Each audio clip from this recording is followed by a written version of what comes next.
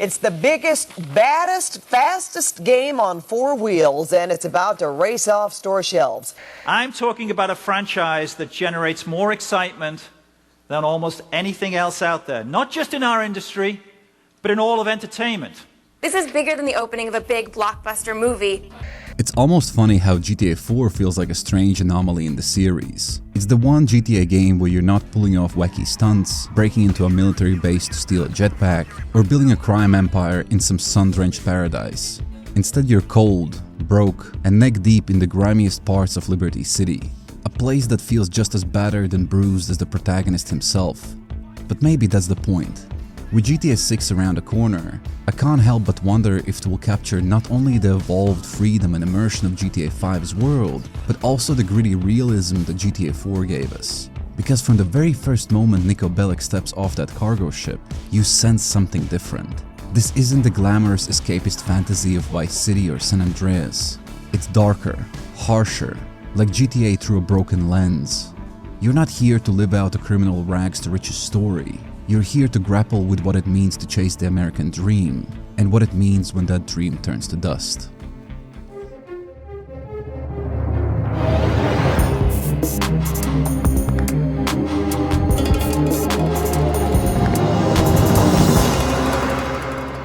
Even the very beginning of GTA 4 feels drastically different from the past games in the series. There's no explosive getaway, no dramatic betrayal, and no flashy robbery gone wrong. Instead, it opens on a quiet, almost boring scene. A ship creeping into Liberty City's harbor, carrying Niko Bellic, yet another immigrant chasing the American dream. Niko! My cousin! I can't believe it! You're here! Welcome to America! Bravo, Baratsaru! What? Good to see you, man. What? You forget our language?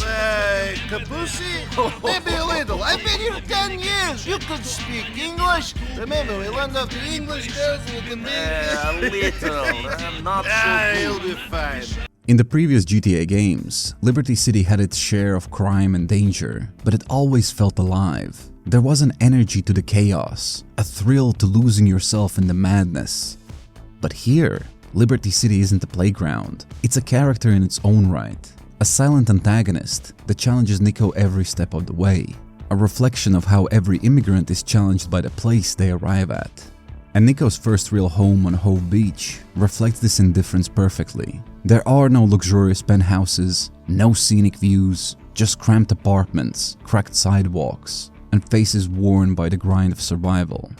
The NPCs don't shout or joke like they do in other games. They barely notice you. They are locked in their routines, brushing past you like you're invisible. It's as if Rockstar designed Liberty City to reject you, making you feel like a stranger in a city that doesn't care if you're there at all. Everything Niko knows about Liberty City comes from his cousin Roman's letters that painted a picture of a place brimming with opportunity, a place where dreams come true. But when he arrives, all he sees is a grey, cold skyline stretching across the horizon. Liberty City doesn't look like a place for new beginnings. It's tired, indifferent, almost lifeless. So, you full of crap or what? What? Where's luxury condo? Where's sports car? Where's Barbara with big titties and Stephanie who sucks like a vacuum? What are you talking about? In your letters to my mother, in your letters to me, all I hear about is Mr. Big, Mr. Roman, living the American dream. Sports cars, condos, women, money, the beach, opportunity. I come here and the only thing big about your life is the cockroaches. That's right. I got the best cockroaches. I got the best nuts. Screw you, you idiot! Okay, I'm an idiot, but you must admit, I have the best line in bullshit you ever heard. Yeah, this I know, asshole. But here, all I needed was one good guy. At first glance, Niko might seem like a typical anti-hero, a hardened war veteran who's done terrible things in the past. His character basically checks all the boxes you would expect from a protagonist. He has a horrible past, he cares for his family, and he's capable of violence. Essentially a badass that takes no shit. None of these things make him stand out in the slew of generic video game protagonists, to be honest. But what does is that somehow he's all of these things while still managing to feel deeply human. There's a vulnerability there that makes him feel so much more than just another criminal trying to make a name for himself. Niko's whole identity is not just being a capable hired gun, that's just his job. No, Niko's story is grounded in trauma, regret, and a relentless need for closure. He's not here to climb a criminal empire. He's here to find a sliver of peace, a purpose beyond the violence that has consumed most of his life. The scars Niko carries are deeply psychological. He's haunted by the betrayal and brutality he endured during Yugoslav wars, a period of his life he'd rather forget, but can never truly escape. You want some tea? Sure. Mikhail doesn't let me use this anymore. Says it makes us look like barbarians, uncivilized, like immigrants. Oh yeah? I know what you're thinking. It is a bit funny coming from him.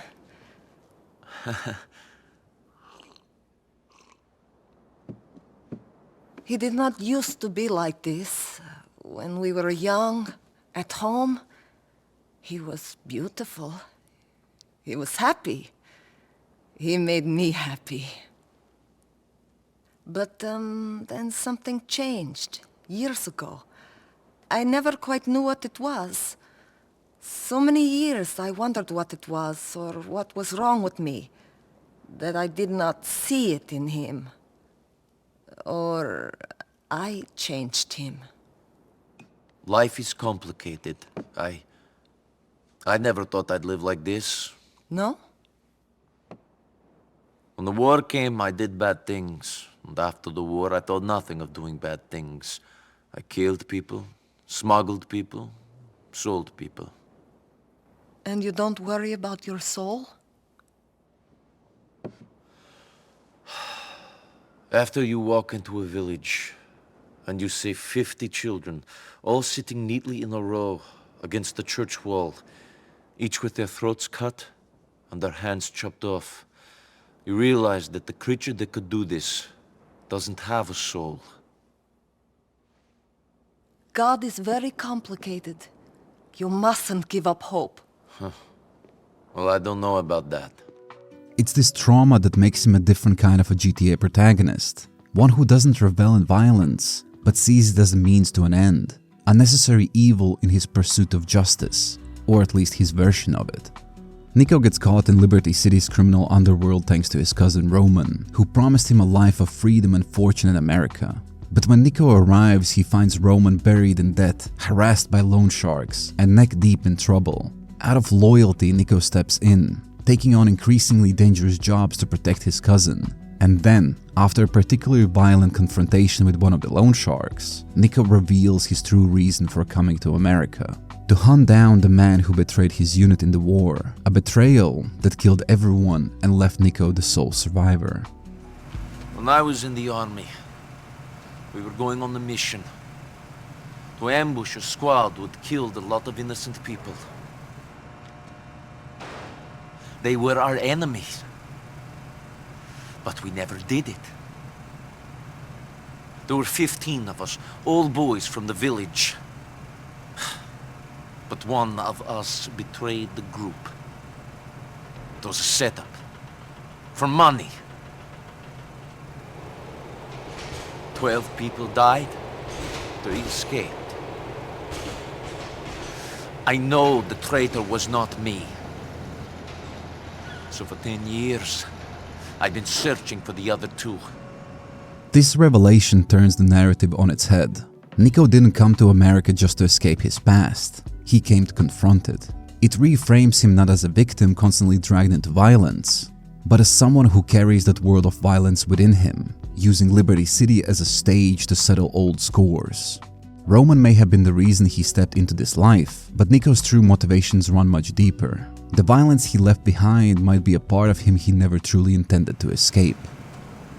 One of them lives here. Why are you telling me this now? Do you always get sentimental after you kill people? One of the most remarkable aspects of GTA 4 is how Rockstar also used the game mechanics to reinforce its themes. The gritty realism of Liberty City isn't just in the visuals or the story, it's embedded in the gameplay itself. Compared to the vibrant chaos of San Andreas or the neon-tinted escapism of Vice City, GTA 4 feels heavy, grounded, and almost reluctant to let you have fun. Driving through Liberty City isn't a smooth, effortless ride. It's clunky and weighty, almost as if the city itself resists your presence. The cars handle like real damaged vehicles, with weight and momentum that make sharp turns feel dangerous. Every crash feels like a punishment, reminding you that this city doesn't care if you're inconvenienced. It's indifferent to your struggles. Even combat, which usually is a power trip in GTA games, feels muted here. Guns lack that satisfying kick, and fights are messy, desperate scrambles rather than triumphant displays of skill. Violence in GTA 4 is brutal and raw, far from the polished power fantasy of typical action games. In other GTA titles, violence feels almost cathartic, like a release valve for all that pent-up energy. But in GTA 4, each gunfight feels draining, as if Niko is expanding a piece of himself with every trigger pull. Rockstar didn't want you to feel empowered. They wanted you to feel weighed down by the violence, to experience the same burden Niko carries. I've got a lot. You will not harm my cousin! And then there's the money, or rather, the lack of anything to do with it. Sure, you can buy weapons, ammo, or go bowling with Roman, but there are no mansions to buy, no luxury cars to obtain. Unlike previous games where money is a marker of progress, in GTA 4 it feels almost meaningless. It's a brilliant choice that mirrors Niko's own disinterest in wealth. He's not here to live out some lavish lifestyle. He's here to survive, to scrape by, to fulfill a purpose that has nothing to do with material wealth. And for Niko, only progress towards his objective matters. Every mission, every risk is just another step towards closure, a chance to finally confront the man who betrayed him and his unit. The game's mechanics reinforce this idea, reminding you that Liberty City is not here to reward you. It's here to test you, to strip you down, and see if there's anything left when it has taken all it can. Not so bad. I mean, I don't think we'll be impressing women with our wonderful hot tub, but this looks okay. Yes, great. Come on, what's wrong? What's wrong? What's wrong? Where should I start? All right, I'll start with you. What's wrong with you? 15 minutes ago, you were cowering in fear because you didn't know what was going to happen. Now, you know everything is shit, and we're going to be killed, and you're all cheerful. I don't get it. I guess I'm an optimist. An idiot, not an optimist. I was bored of Broker anyway! I'm glad you turned up and made some Russian killers burn down my home and business. Oh, yeah, thanks, Niko. Thanks a bunch. Is that better? Much! Family is a reoccurring theme in GTA 4, but it's more complex than just loyalty or love. Niko's relationship with Roman is deeply flawed, marked by frustration, guilt, and a sense of responsibility that borders on resignation. But although Roman's dream of success may be delusional, it's also tragically relatable. He represents a kind of naive optimism, the belief that America is a land of opportunity if you just keep trying hard enough. In many ways, Roman's struggle is the true American dream, grinding day after day, hoping for a break that never comes. And for Niko, watching Roman's desperation is both frustrating and heartbreaking. Despite all his flaws, Roman is family. He's the reason Niko came to Liberty City in the first place. And despite their clashes or the fact that Niko dunks on him every time they go bowling, there's a bond between them that even the city's harshest blows can't break apart. Hey, what's wrong? Yeah, cousin. Bullshit. What's bullshit? Mallory. Oh, what about her? I like her. I really like her. But you keep messing around with other women. Yeah. No. I think she's messing around with Vlad. I saw his car parked outside her place the other day. Yeah. You knew? I had suspicions. You fucking knew? What was I going to say? You knew my woman was banging this warthog and you didn't do anything? I didn't say anything? I didn't know. You're an asshole, Niko Bellic! A disloyal user! After what I did for you, you dick! You fucking dick! I'm sorry. Screw you! All right, so you want me to deal with it right now? No. Sit down. No! I'm not going to stand here and have you call me disloyal. You might let some Russian asswipe bang your woman, but I won't. But you fucking did! That was before I knew you cared! You always were a hypocrite. But Niko's loyalty to Roman is more than just family obligation. It's almost a form of penance. Niko's past is filled with violence, betrayal, and loss. And looking after Roman might be one of his ways of atoning for those sins. Protecting Roman gives Niko a purpose beyond his vengeance, a reason to keep going in a world that constantly threatens to swallow him whole. This dynamic adds layers to their relationship, making it clear that Niko's loyalty isn't born out of blind devotion, but out of a deep need to protect what little he has left. In a way, Roman is the last connection to the life Niko could have had, a life untouched by violence and revenge. And even though Niko knows this life is impossible, he clings to Roman like a lifeline, hoping that maybe some small part of that dream can still survive. Last night I had a dream. Really? Yes. You and I had a place of our own. A place where people come to eat and relax. Classy place. None of this fast food diner bullshit. We own a real restaurant. Tavern is a place of distinction, you know? I can't see myself settling down. Not now, but in the dream you've met the right woman. She's beautiful, pure like my Mallory. In the dream, Mallory and me are married and everything is perfect. One of the most fascinating aspects of GTA 4 is also how it handles moral choices. Unlike many games that present morality as a clear-cut binary system, GTA 4 blurs the lines, forcing you to confront the messy reality of violence and loyalty. And as a player, you don't actually have that many choices. Over the course of the entire story, there are only about 10 major decisions you're allowed to make. And I honestly love it. This game isn't about you. It isn't about shaping the world. It's a game about experiencing Niko's journey and watching him make the tough decisions, not you. Take the situation with Faustin. As much as you might want an alternative, you're forced to follow Niko's path and eliminate Faustin on Dimitri's orders. The game doesn't give you a chance to negotiate or change course. It's an unavoidable reality that mirrors Niko's circumstances, where Dimitri exploited the situation to make him do his bidding. You're given a choice. Kill your best friend or die. What do you do? And there is no way out? Not now. Not after you killed Petrovic's son. You don't have any family. You could run. Wherever you go, people will find you if they want to badly enough. And for this they want blood. But you and Mikhail, you have so much history. Sure. Well, I killed the boy, so they want me too. No. I told them you were a hired gun. And they said as long as you were the one to kill him, you'd be spared. So that's the way it is. Yes, that's the way it is.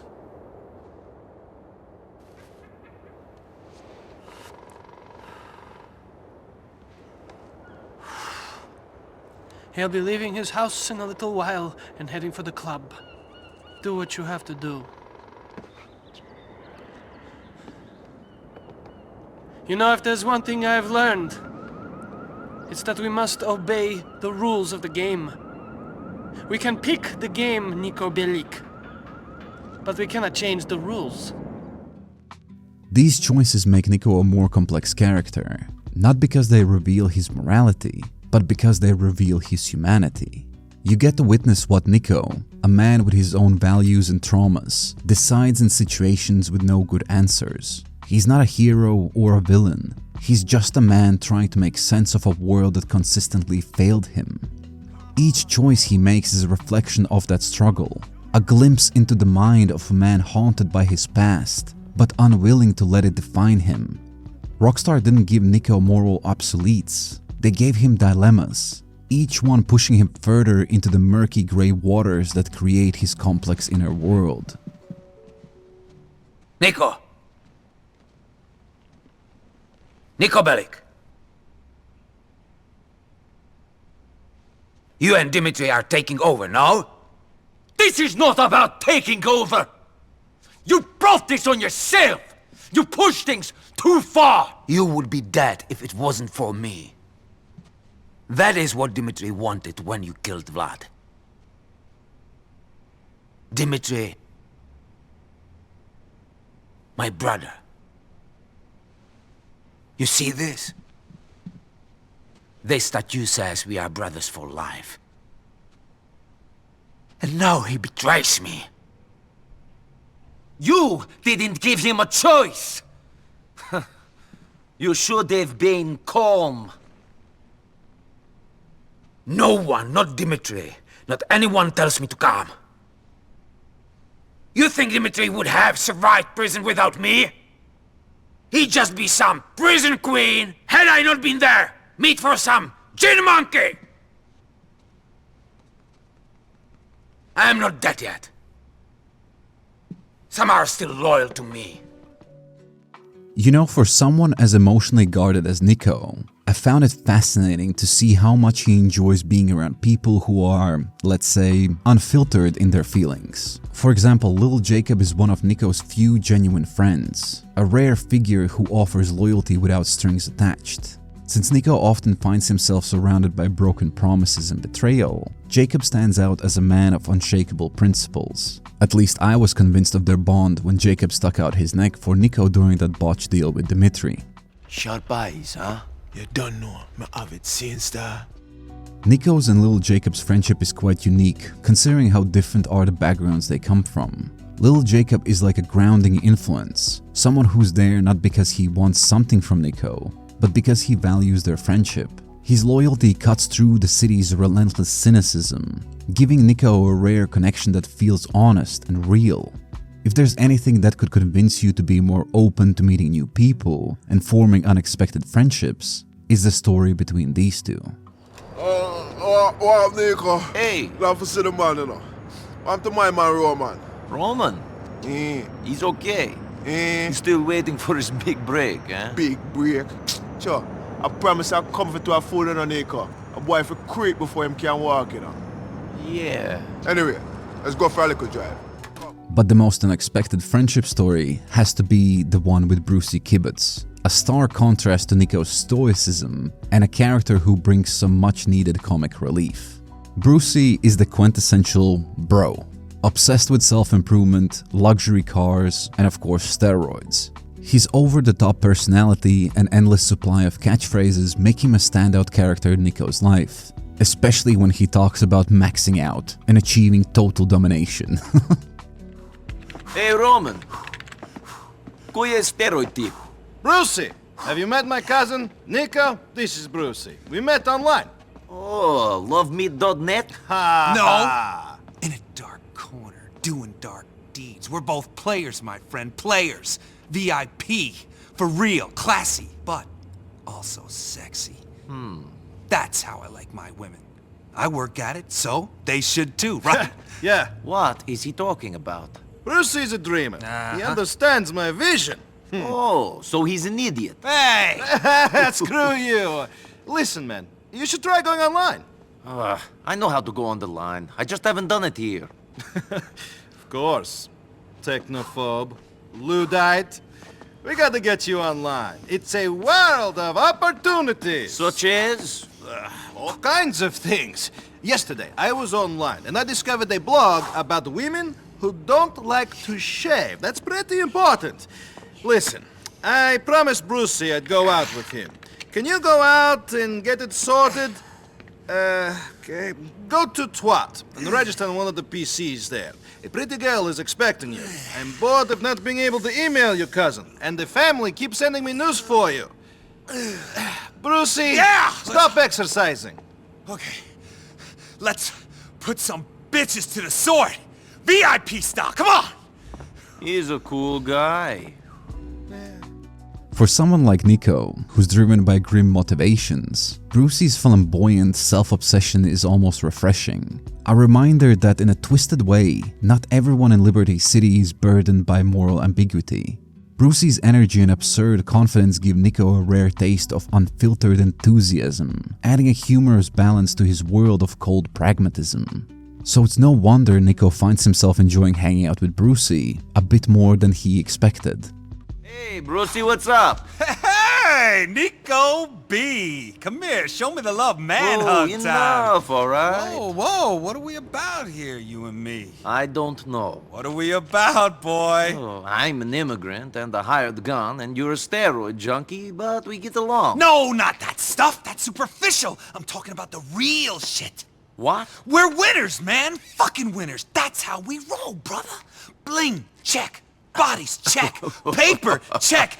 That's how we roll, bitches. The boss. Are you all right? Too much bullshark testosterone up the ass?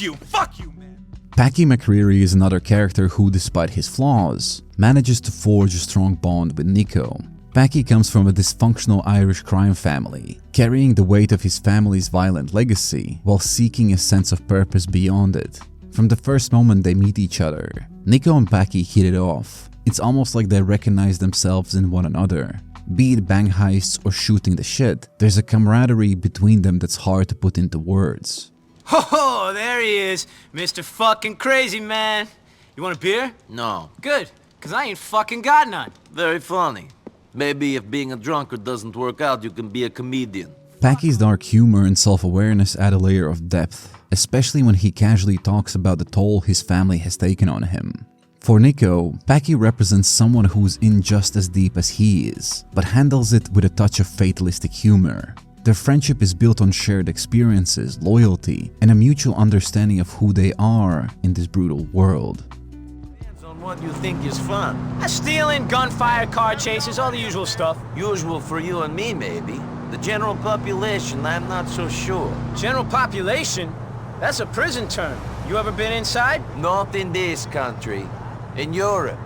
They do things different there. Not so much of the fun in the shower that you guys have here in America. Must have been a real disappointment. Bet a guy like you thought he was gonna be real popular with the lifers. Did no one pay you any attention? As I said, the whole prison bitch thing is an American phenomenon. It don't happen on the other side of the ocean. Well, you gotta do some time over here. See what you've been missing out on in your chaste European jails. I'm going to pass on that.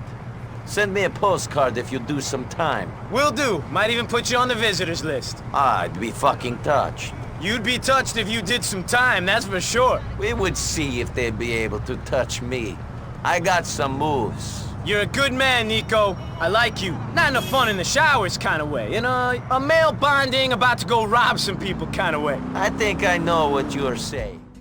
Michelle, or Karen, as she's later revealed to be, is one of the more complex relationships in Niko's life. When Niko first meets her, she appears to be a regular, friendly woman, offering him a glimpse of normalcy in his chaotic life. Hey, I'm just finishing my hair. Come in. Thank you. I'll be with you in a minute. Did you just move in? No. Why? All your stuff is new. Some even still have tags on. Yeah, well, I like things clean. I can see that. But, everything is new. Yeah, I'm kind of obsessed with cleanliness. Things get on my nerves and I just throw them out. OCD or something? Oh. Turns out why everything was so new in her apartment was due to the fact that she's a government agent working undercover. And the moment when Michelle finally admits her true role shows Niko's visibly hurt and disappointed. Not just from her deception, but from the realization that he can't escape his past or truly trust anyone. Michelle's betrayal is a painful reminder of Liberty City's relentless darkness, reinforcing Niko's isolation and deepening his guarded nature. It's a connection built on lies, and when the truth comes out, it leaves Niko more weary than ever. How foolish of him to trust anyone here. Hey. Hi. Listen, I know what you must be thinking, but don't bother. I'm sorry, but I don't see how you know what I must be thinking. You've killed people. You should be dead yourself. Or inside.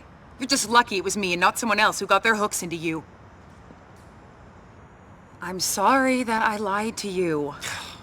And weirdly, in some ways, you're a nice guy. Better than the creeps I normally date. On the other hand, Kate McReary is a character who brings a quieter, more introspective influence to Niko's life. As the sister of Packie, Kate comes from a family as entrenched in Liberty City's criminal underworld as Niko is. Yet unlike her brothers, she tries to distance herself from that life, offering Niko a glimpse of a different path. But aren't you going to introduce us? Sure. This is Niko, some drug-dealing degenerate from some armpit in Eastern Europe. That's my ma. Nice to meet you. Hi. And this is my sister. Lovely lass, scared to bits of life, and fucking off out of here right now before I throw a fucking bottle at her. Patrick. Nice to meet you. Likewise. See you around. Her presence is a soft, hopeful light in his otherwise bleak world, symbolizing what life could be if Niko weren't so weighed down by revenge. Their relationship is bittersweet though. Niko finds himself drawn to her, but both know that his life makes any real future together nearly impossible. Kate represents an alternative that Niko could aspire to, but one that Liberty City seems unwilling to allow, adding a tragic dimension to their connection, especially if you choose Roman at the very end of the story. Recently, I have tied up a lot of loose ends in this city. My past does not haunt me in the way that it used to. I've tried to separate myself from it. And I'm ready to try to be good. Are you? Are you prepared to say goodbye to the fast cars, the drugs, the violence, the cheap women? Yes, I am. Do you think that the men you've been dealing with will let you walk off into the sunset? They will have to. I'm not a slave. It would be easier to be happy if I was with the right person, though. How do I know that you're right for me? How do I know that I won't get hurt? I'll look after you, Kate. I promise I'll protect you. There's nothing else I can say. You don't need to say anything else. Lastly, Dwayne Forge brings a layer of melancholy to Niko's circle. A former drug kingpin who's just been released from prison, Dwayne represents the tragic aftermath of a life steeped in crime. His interactions with Niko often center around regret and a deep sense of loneliness, revealing a character who's as haunted by his past as Niko is. Oh, it's you. You alone? Yeah, how you doing? Fucking great. What you think? Yeah, it's hard living with the past, huh? Yeah, especially when the president's turned into an asshole. Fucking bitch. Nobody wants to roll with me no more. It's like I'm tainted. What do you mean? Playboy don't want to hang no more. He pays for you to come over instead. Dwayne confides in Niko about his struggles to adjust to life outside prison, talking about how everyone he once knew has either moved on or betrayed him. Dwayne's present is a constant reminder of what Niko's future could look like, an existence drained of meaning, haunted by the ghosts of the past. Unlike Brucie's flamboyance or Packie's dark humor, Dwayne's story is a warning, mirroring the emptiness that threatens to consume Niko if he continues down his path. Ain't folk quick to forget. Some folk. Yeah, that's the truth. Where did you get out from? Preschool.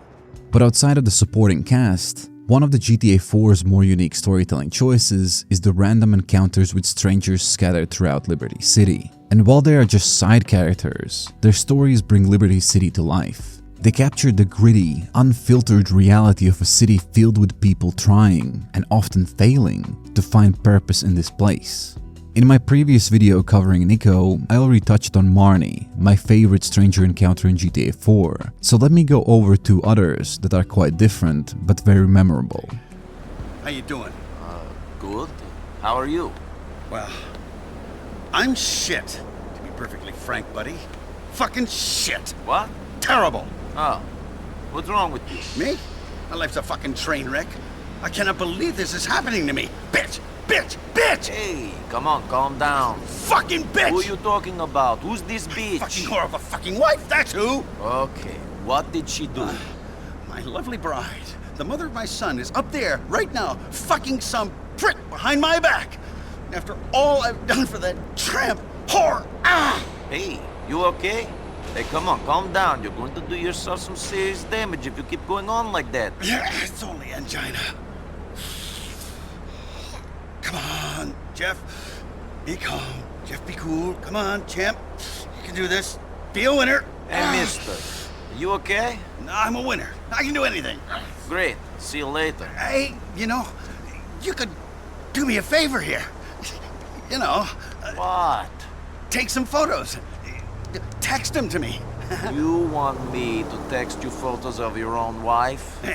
I'll pay, buddy. I've got a black card. I'm afraid I only take cash. I'll give you cash, all right? 500. Just follow him, take some photos, text them to me. Come on, here they come. Here's my card. Jeff's arc stands out not because it's grand or shocking, but because how painfully human it is. He's a man who's already spiraling, a jealous husband convinced his wife is cheating on him, desperately clinging to some sense of control. And what makes this encounter fascinating isn't just Jeff's paranoia, it's how Niko reacts to it. Despite everything he's seen, the betrayals, the violence, Niko indulges Jeff's paranoia, agreeing to follow his wife. Maybe it's curiosity, or maybe it's the part of Niko that's drawn to people whose lives are as messy as his own. Jeff's insecurity is almost a parody of the kind of trust issues that Niko struggles with on his own. Jeff's spiral is just a smaller, messier version of it. And when you run into Jeff again, things have escalated badly. Hey! What's going on? Yeah, I got a bit of a problem. A bit of a big fucking problem. What's going on? Jeff really did it this time. Jeff went too far. Jeff's been a bad boy. A really bad boy. What are you saying, lunatic? Remember my wife, Shirley? She had an accident in the kitchen. What kind of an accident? Oh, the kind of accident where you stab yourself 50 fucking times with a kitchen knife? You fucking whore.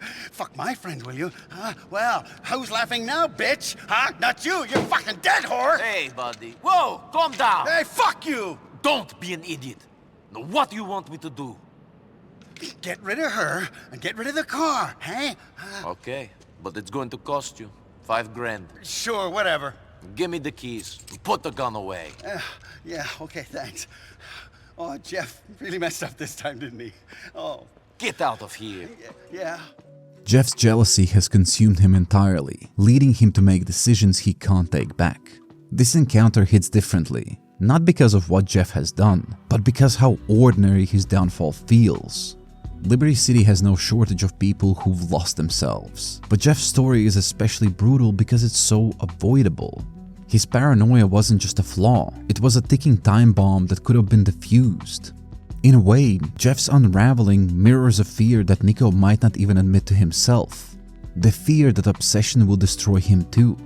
Where Jeff is consumed by his wife's perceived betrayal, Niko is consumed by his need for vengeance. This moment isn't just a reflection of Jeff's collapse, it's a glimpse of the path Niko might be walking, whether he realizes or not.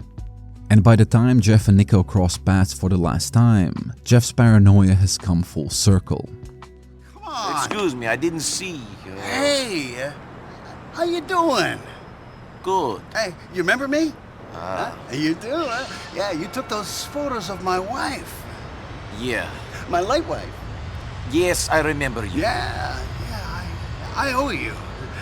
Jeff owes you. Jeff and you know, buddies, pals, yeah? We've been through some shit together, didn't we? I don't know about that. That's why I feel I can tell you things. Please, don't. Well, life hasn't always been kind. My mom, she left my dad. My dad... Very fucking interesting. I need a fucking friend, man. My life is hell, all right? I got married again, yeah, that's right. She's a nice girl, or so I thought. Here we go. She's up there right now. She's having a drink with her ex. Yeah, she's touching his leg. She's getting all wet. You've got to calm down. I need you to kill her. What? I'll pay. You're deranged. Then screw you. Screw you. Screw you. Calm down. Don't tell me to calm down. Calm down before I give you injury. God damn you. You're just like all the rest.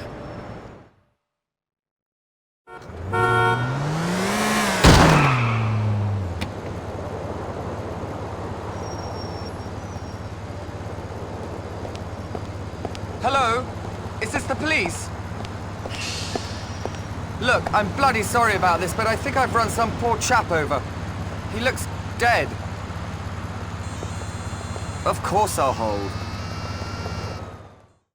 I always found it interesting how both here and in the previous encounter, Jeff sometimes refers to himself in the third person. It's his way of separating his current actions from the person he thinks he should be.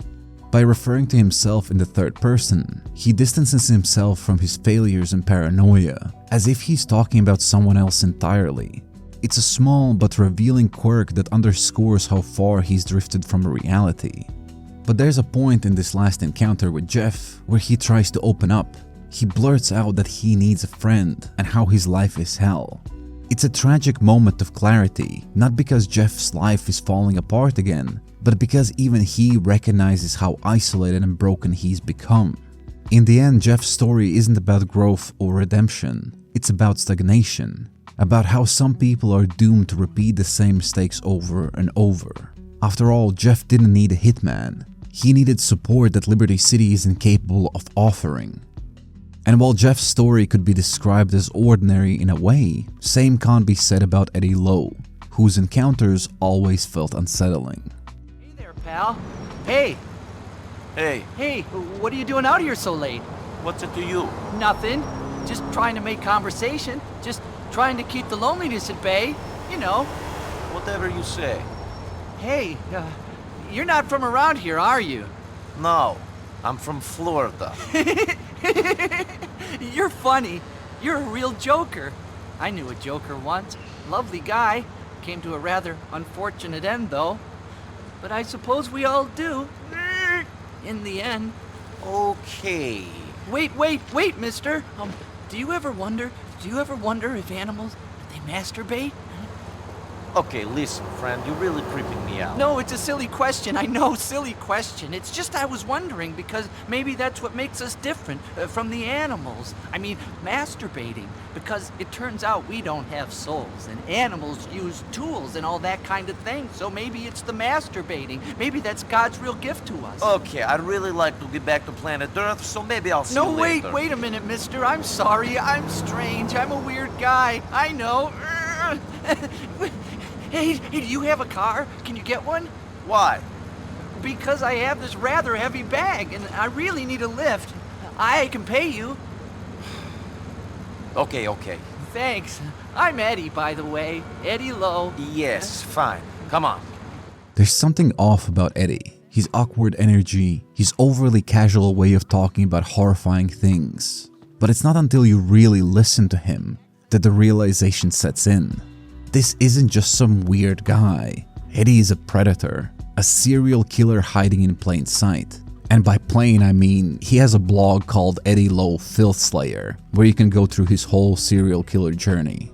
Eddie is an interesting contrast to Niko. Both men have blood on their hands, but Eddie's casual, almost gleeful attitude towards violence is a sharp contrast to Niko's internal struggle. For Niko, violence is a necessity, something he does to survive. But for Eddie, it's entertainment. This difference highlights a reoccurring theme in GTA 4, the thin line between survival and corruption, and what happens when someone crosses it. And the second and final encounter with Eddie shows just how far past the line he is. Hey there, pal. Hey. Hey. Niko, the Balkan sociopath. Eddie Lowe, the animal masturbator. You and your wicked sense of humor. You're quite naughty. Quite naughty. Whatever. Quite naughty. Do you like to get spanked? Like that? Excuse me? No, nothing silly. I'm just being silly. Silly little Billy, that's me. I like it, though. I like to get spanked. Fuck off. You're creeping me out. No, I don't want to make you angry, Niko. I don't want to be creepy. It's just my way. Well, your way is not cool. Not cool? You say Eddie's not cool? I don't fit in with the in crowd? Well, Mrs. Smith, Eddie's taken your star son, your prized little quarterback, and fucked him in the ass, and then tied him up, strangled him into knots. And your daughter? Your pretty little daughter, Mrs. Abrahams? Eddie's ripped out her intestines just to see if he could feel anything. And you know what? He couldn't. He couldn't. You should get laid or something. Oh, I just did. A little jogger down by the water. But you know what, handsome? I got a hunger tonight that can't be sated. Come here! This meeting isn't just uncomfortable, it's horrifying, as Eddie reveals the depths of his madness. And this is one of the few moments where we see Niko visibly shaken, his usual calm replaced with disgust. And what makes Eddie's story so memorable isn't just how disturbing it is, it's how Liberty City allows someone like him to thrive. Eddie is not an outlier, he's a product of this city, a symptom of Liberty City's rot. And his story serves as a grim reminder that in this place, darkness isn't just tolerated, it's nurtured. And while each stranger's story may seem like a minor diversion, they're essential in painting a complete picture of the city, and in some cases providing some insight of what happened to people you met along the way, like Eliana Faustin, who's the only person Niko truly opened up to about the trauma that haunts him. Niko, how are you? Mrs. Faustin, it's nice to see you. I'm okay. You know, it's difficult. Yes, very difficult. I was sorry to hear about your husband. Were you? Maybe. Unlike that treacherous rat Dmitri. He and I are not friends. My husband was not perfect. Far from it. He was awful. A murdering, drug-addicted bully. In many ways, the world is better off without him. But now I am alone. I'm sorry about that. And my daughter grows up without a father. She's learning a bitter lesson very early. Yes, it's bad. And now the money is gone, the house got repossessed, and we are living in a one-room apartment. The land of opportunity. I'd rather be back in Russia. At least there, people don't pretend life has any pleasure. Do you need money? I need more than that. I need someone to come and get the man to leave my daughter alone. I can see he is a slime ball.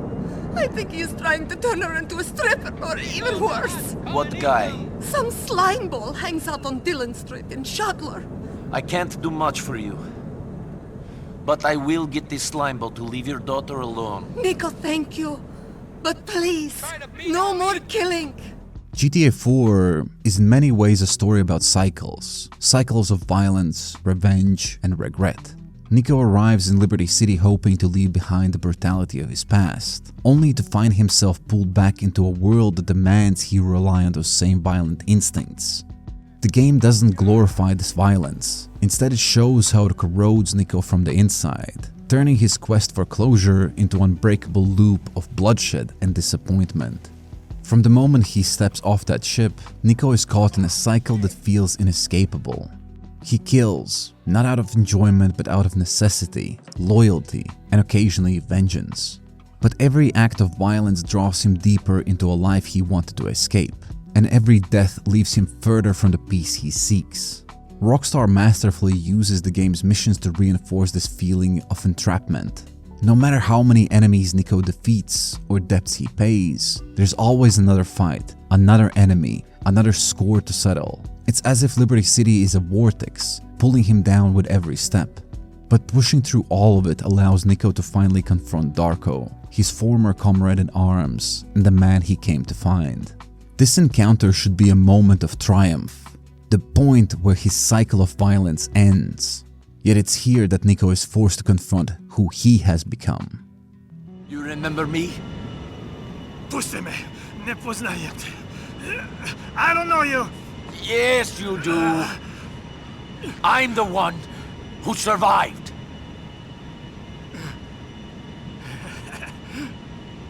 Niko, hello. Reci mi zašto? Zašto? Zato što smo bili prijatelji. Svi smo odrasli zajedno. Mitar, Dragan, Goran, Mio. Mogu da nastavim. Sviju, a? We were friends, but I had other friends. Friends that Goran and his guys killed. My fucking neighbors! Because of what? Because of shit! Lies! Fucking lies! So that makes it okay to stab your friends in the back? When everything you believe is shown to be shit, you make strange choices. Fuck you! Strange choices! How much? 1,000. You killed my friends for $1,000. How much do you charge to kill someone? The irony is bitter. Niko is condemning Darko for doing what he himself has done countless times in a way. In that moment, Niko is forced to recognize his own hypocrisy. He may justify his violence as part of his search for justice, but he's been charging for death, just like the man he believes is the root of the problem. This encounter goes beyond revenge. It becomes a moment of self-realization. Darko isn't just Niko's target. He's a reflection of what Niko himself has become. Darko's broken state mirrors what Niko might look like if he continues down this path. The anger Niko feels isn't just for Darko, it's also for himself, for the man he's become in pursuit of this moment. Killing Darko might bring a temporary release, a fleeting sense of justice, but as soon as that moment fades, the emptiness will return. Niko's journey in the end isn't about finding peace, it's about accepting that some wounds never heal, and some wrongs can't be righted. It seems like living will be more painful for him than death. Let's go. Where am I? What is this place? You say I ruined you? You... Will you take me over to Brucie's house? What made you spare him? I don't know. I wanted it for so long, he would just be dead. Like everyone else from our village, I was the one that survived the first attack. Living is not easy. No. I would live to killing Darko as well. But then when I looked at him, I realized nothing would change if I killed him. Revenge would not somehow shut the book on what I have seen. Only those who die get closure. Living do not. So you keep living, and you try to have a happy life. You try to move on. I try to. Yes. This theme of futility is woven throughout his story, culminating in a haunting realization that violence, once chosen, has a way of spiraling out of control. The more Niko fights to escape his past, the more he becomes entangled in it. In a way, Niko's life is a tragic reminder that revenge may bring satisfaction, but it rarely brings closure. In the end, Niko isn't just caught in a cycle of violence, he's trapped in a cycle of self-destruction, and a pursuit of a justice that may never exist. Actions have consequences. You screwed me over. Now you're paying for it. Shame that'll be the second last thing that goes into your head. Goodbye. You're the one who's going to learn a lesson. People aren't going to be happy if you kill me.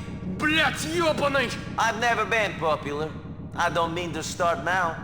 One of the most distinctive aspects of GTA 4 is how the world is not built around you, the player.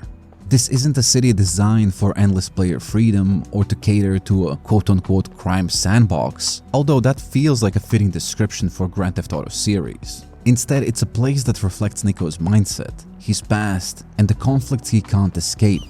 Unlike other GTA games where the world feels like a chaotic playground just waiting for players' touch, Liberty City feels muted, as if seen through Niko's tired eyes.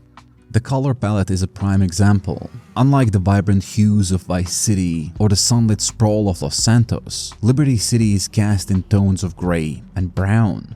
Every street and building carries a subdued, washed-out look, which creates a sense of gloom that hangs over the city. This muted color scheme isn't just a stylistic choice, it's a lens into Niko's state of mind. To him, Liberty City is not a land of opportunity, but a tired, indifferent metropolis that mirrors his inner desolation and guarded cynicism.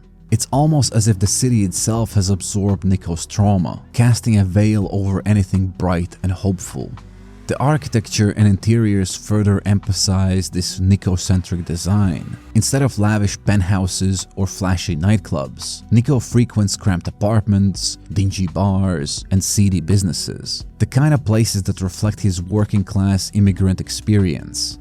Even when he's out with friends, there's an underlying loneliness to these places, a sense that he's an outsider, navigating spaces that aren't meant to make him feel comfortable or welcomed. Compare this to GTA 5, where locations exude wealth and excess, inviting the player to revel in Los Santos' decadence. Liberty City doesn't extend that invitation to Niko. It's a setting that remains distant, highlighting his own alienation from the very society he's now part of. And on a similar note, weather and lighting play an equally significant role. Liberty City's skies are often overcast, with rain that falls not as a dramatic backdrop for shootouts, but as a persistent cold reminder of the city's unyielding nature. And even when the sun does break through, it casts a washed out glow instead of a warm light, creating an atmosphere that feels resigned rather than hopeful. Nights are dim and hazy, with streetlights barely illuminating the darkness, casting Liberty City in shadows. This lighting design adds a layer of melancholy, as if the city itself is exhausted. This whole package of game design in GTA 4 is purposeful. Liberty City isn't there to enhance the player's experience, it's there to immerse you in Niko's reality. It's a city that doesn't care if you're having fun or not. Every design choice, from the colors to the interactions, seems crafted to place you firmly in Niko's shoes, experiencing the world as he does. This isn't escapism, this is what immersion should feel like. Harsh, unforgiving reality, a city as scarred and haunted as Niko is. It's designed not to entertain, but to resonate. What about you? What about you, cousin? What? What about me? Why you leave home after all this time? First I hear you running with the wrong kind, then I hear you join the merchant navy, now you're here. You never tell me anything. No. What do you mean, no? No, I never tell you anything. Another time. Ooh, mystery man, strange and exotic sailor. What happened? Did your captain make you pregnant? Screw you! No, it's nothing like that. The ships were fine. It was before that. Two things. You remember, during the war, we did some bad things. And bad things happened to us. War is where the young and stupid are tricked by the old and bitter into killing each other. I was very young and very angry. Maybe that is no excuse. Roman? Roman! Are you sleeping, you fat fuck? Come on! In the game's climax, Niko faces a final decision: take a deal with Dimitri or pursue revenge. And while both choices end in tragedy, there's something about the revenge path that feels more canon to me. After everything Niko's been through, trusting Dimitri feels almost out of character. Niko's entire journey has been about facing the ghosts of his past, not letting them haunt him indefinitely. To take revenge, even knowing it may not bring peace, seems to align with who he's become. Plus, it doesn't hurt to have Roman alive. As much as he drags Niko into mess after mess, there's a warmth to their relationship, a sense that Niko's one last thread of family remains intact. But whether Niko chooses revenge or the deal, the consequences are devastating. In one ending, Dimitri's treachery results in Kate's death, stripping Niko of the one person who believed in his potential for change. In the other, Roman is killed, shattering any hope Niko had for a stable life. Both endings feel hollow, as if Niko's fate was never truly in his control. Liberty City has taken everything from him, piece by piece, until there's nothing left but the realization that his quest was always doomed. And after losing Kate, Niko is back to where he started. It's just him and Roman. And once you overcome the helicopter glitch and deal with Jimmy Pegorino, Niko's story ends not with triumph or redemption, but almost like with a quiet resignation. It's a departure from typical video game endings, where the hero's journey concludes with a sense of accomplishment. Instead, GTA 4 leaves us with a protagonist who's been stripped of his illusions, forced to confront a world that refuses to give him the peace he sought. I now pronounce you husband and wife. You may kiss the bride.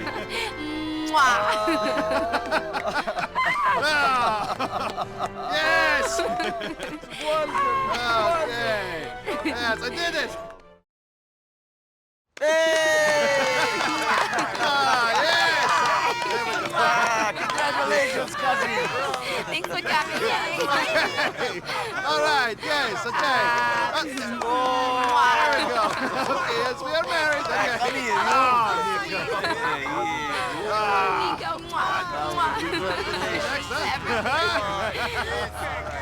You fucking double-crossing immigrant shit!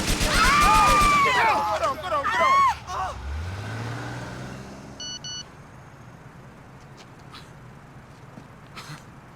Oh, come on, this blood clot. Niko, come on. Somebody call an ambulance. Call the fucking ambulance! She's dead! What? Oh, shit. Shit. She told me to leave it. I thought I had. I thought it was over. It's never over, Aya. Niko, you can't blame yourself. Of course I can! She's dead! But for all its brilliance, GTA 4 is not without its flaws. In its pursuit of gritty realism and emotional depth, the game makes some choices that feel divisive and even frustrating. While these criticisms don't undermine its legacy as a groundbreaking title, they highlight areas where Rockstar's ambition may have outpaced its execution. For example, the clunky driving controls. While the game's vehicle physics are a deliberate choice to emphasize realism, this often translates to frustration when the cars feel weighty and sluggish, making navigating Liberty City's tight streets feel like a chore. It's a divisive element that, while thematically consistent with the game's grounded tone, sometimes sacrifices enjoyment for realism. Damn you! GTA 4's darker, more serious tone is a defining feature, but it also alienates players who were drawn to the series for its chaotic fun and over-the-top action. Compared to the wild sandbox energy of San Andreas, GTA 4 can feel oppressive with its muted colors and unrelenting focus on grim themes. It's no surprise that for some, the game's insistence on realism comes at the cost of what made Grand Theft Auto series so appealing in the first place: its ability to let you run wild in a consequence-free playground. Same would apply to the role of money in GTA 4. While the game's narrative choice to downplay the importance of wealth is thematically effective, it can leave some people feeling disconnected from one of GTA's most iconic gameplay loops, which is amassing and flaunting riches. And in GTA 4, money often feels meaningless. There are no mansions or cars to buy. While this supports Niko's disinterest in wealth, it can leave some of the players feeling as though their progression lacks tangible rewards, making the world feel less interactive. Can I have one of them, please? With much taste. Great, thanks. But ultimately, most of GTA 4's criticism stem from its commitment to realism, which often comes at the cost of fun or convenience. Rockstar's ambition to create a gritty, emotionally resonant experience sometimes makes the game feel weighed down by its own seriousness, leaving not that much space for the kind of escapism that defines much of the series. While this trade-off is intentional, it's not necessarily successful, as it highlights the tension between the game's narrative goals and its identity as part of the GTA franchise. The very elements that make GTA 4 unique, the realism, the tone, its focus on Niko's humanity, are the same ones that divide its audience. And by exploring these flaws, we see a game brave enough to take risks, even when those risks come with very rough edges. It's an opportunity for a new beginning. You were in need of one. There's no such thing as a new beginning, Roman. With every day we live, we pick up new baggage. Baggage that we must carry with us for the rest of our lives. There's no dropping it and pretending we are fresh and clean just because we get off a boat in a new place. Stop being so dramatic, Niko. Time is a healer. We live and we forget the past. Nothing helps a man forget, like ripe, round American titties. You have to move on from the things that happened to you and think about all the opportunities in this country. In the 16 years since its release, GTA 4 has cemented itself as an iconic title, and the greatest GTA entry for many, myself included. It broke away from the power fantasies that defined the series, and instead offered a somber look at the cost of ambition, the weight of violence, and the disillusionment of the American dream. It also gave us not only one of the most well-written protagonists in GTA series, but one of the most well-written characters in gaming history, period. Niko's story isn't one of triumph or even redemption. It's a story of survival, of finding moments of humanity in a world that seems intent on stripping it away. GTA 4 is a game that asks you to grapple with uncomfortable truths about violence, loyalty, and the price of chasing a dream that was never meant for you in the first place. And yet, for all its brilliance, GTA 4 feels like a weird anomaly in the series. Its mature tone and deeply personal narrative clash heavily with the series' identity as a sandbox of chaos and mayhem. As a kid, I couldn't fully appreciate what this game was trying to say, but as an adult, it's impossible to ignore the weight it carries. Maybe GTA 4 was never meant to be a Grand Theft Auto game. Perhaps it was the beginning of something new, a franchise that could have explored these darker, more grounded stories without the baggage of GTA 4's chaotic legacy. A series where Rockstar could lean into grit and realism without compromising the core identity of GTA franchise. And with GTA 6 around the corner, I can't help but wonder what lessons Rockstar will take from GTA 4, if any. Will they bring back some of its narrative depth and emotional weight? Or will its legacy remain as a one-off experiment, a bold departure that never fully found its place? Either way, GTA 4 endures as one of the most compelling stories ever told in gaming. It may not have been the GTA game everyone wanted, but it was the one we needed. A reminder that games can do more than just entertain. They can challenge, provoke, and resonate.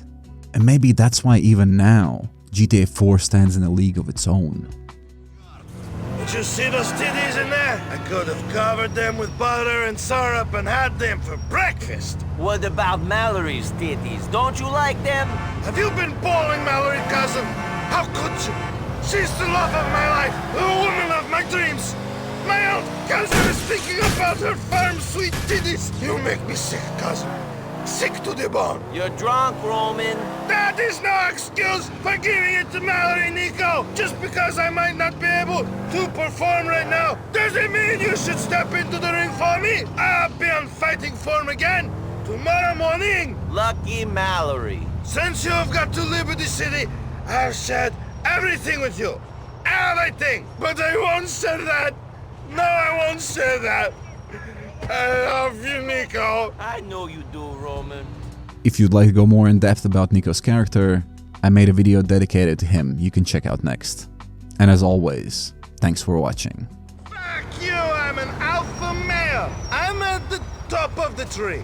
Like a fairy. Not that tree.